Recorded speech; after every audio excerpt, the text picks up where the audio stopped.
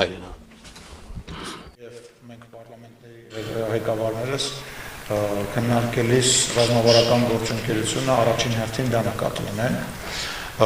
իսկ մանրամասները ենթադրում են իրար հետ համատեղ շահերի եւ համատեղ մարտավարության ձևավորում եւ համատեղ աշխատանքներ բոլոր միջազգային հարթակներում, այլ ավել մանրամասներ այս պայմանությամբ չեմ կարող բացահայտել, կարծում եմ գործընկերներ նման մանրամասներ կդժվարանա ասել, դա ենթադրում է նաեւ կոնկրետ փաստաթղթերով սահմանված փոխհարաբերակցության ձևաչափերի ֆիքսում, արձանագրում, ստորագրում, խորացում, միջպարլամենտական բարեկամական խմբերի համագործակցության մակարդակի փոփոխություն եւ այլն, ինչ վերաբերում է ձեր երկրորդ հարցին, պետք է ասեմ, որ մենք Կիպրոսի հետ բավականին վաղուց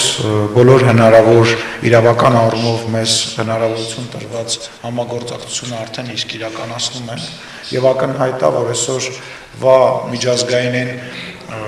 մարտահրավերները, որոնք ունի օրինակ Կիպրոսը եւ ունի Հայաստանը, մենք լիակատար ընկալում ունենք եւ լիակատար աջակցում ենք եւ այդ աջակցությունը եւ համագործակցությունը նաեւ արտացոլվում է մեր համապատասխան գերատեսչությունների աշխատանքի եւ տրամաբանության մեջ։ If you have something to Շատ լավ արձանագրեց ընկեր Ալենը,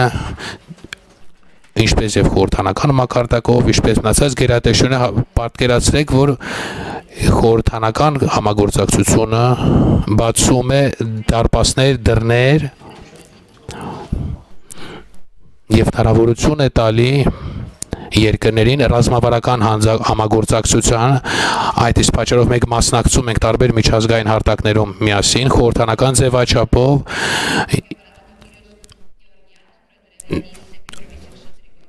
նաև պարոն Գյորգավիսը,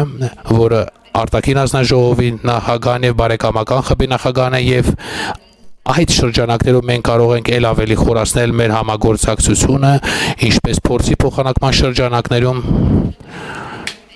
որտեղ որ մենք հնարավորություն ունենք ել ավելի խորացնելու մեր համագործակցությունը, մենք դա անում ենք, իսկ խորհրդաների միջև համագործակցությունը մենք ընդունեցինք առաջարկը ել ավելի խորացնելու եւ բարձրացնելու համագործակցությունը ռազմավարական մակարդակի։ Շնորհակալություն։ Տիկին նախագահ, արդյոք հետևում եք Բաքվում ընթացող Արցախի